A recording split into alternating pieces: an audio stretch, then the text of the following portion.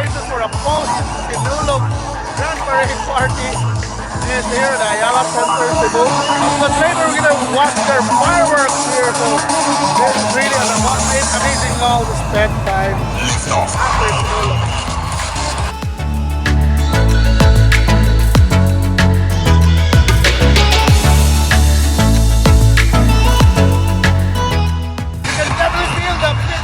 Here, so amazing. So in a bit, we'll be watching the fireworks here. So before na mag-fireworks, yun take out guys, and lami, ang usas lami ng kanan by there is Golden Friends by tanawa, nagandam sila mga barbecue, tanawa rin yung mga tiksin.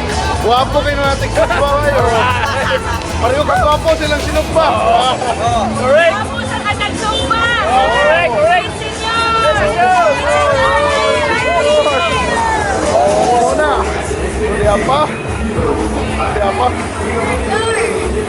Kaya na mga luto. Smile. Busy kayo din sa Golden Friends. So, kusot sa tanito kayo. Kung api pa, kung Pit Senyor sa tas mga amigo na tas sa Golden Friends.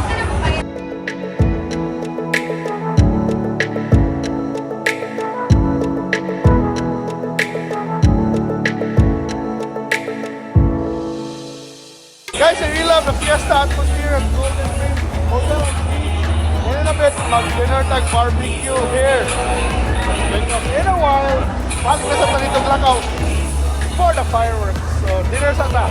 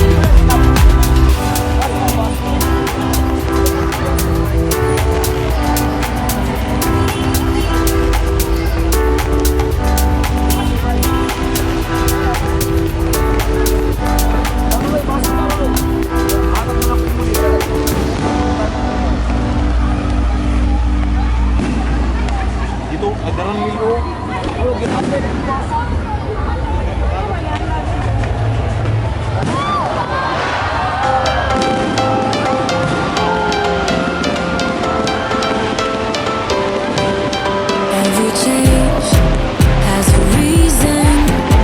Baby, let it come to you. Every soul, every season lives outside of status quo. If we stop believing we're meant to be, expanding our abilities. If the passion's gone, we are doing it wrong. Baby, you and I just start living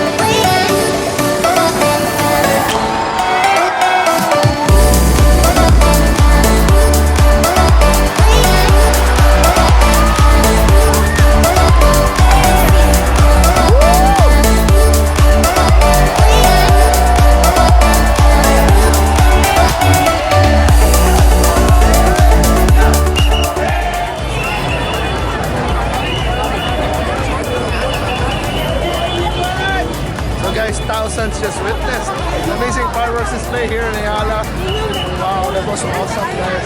Really, really awesome. I was glad that I was able to come just before it started. And amazing season, guys. Amazing Sinulog 2020, guys. Pit Senyor, and I hope, let's see you again next year, guys. What a great Sinulog indeed. Oh, Pit Senyor!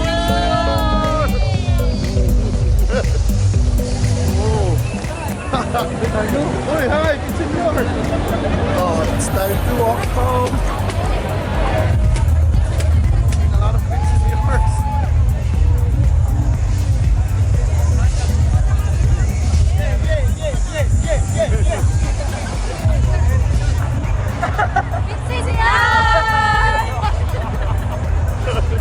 Pit Senyor yan.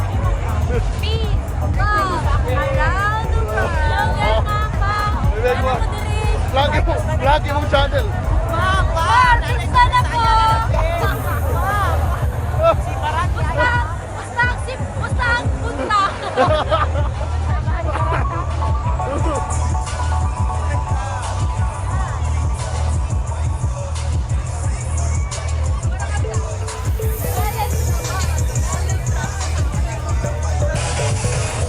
By the way, we're all public school students from kindergarten to college. No classes tomorrow according to Mayor Labelia. So for Cebu City, for private school, check this school.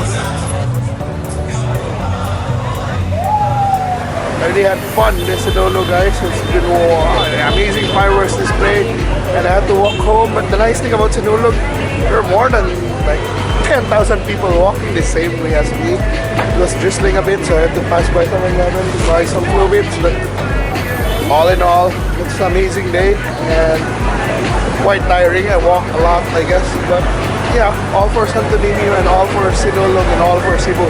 So it was really great, and thank you so much for watching this Sinulog vlog, and I hope you enjoy your Sinulog as well. And if you're not from Cebu, you should experience Sinulog at least once in your life, and I hope to see you in Cebu soon. So thank you so much, guys, and Pit Senyor, and bye bye, and see you in our next adventures.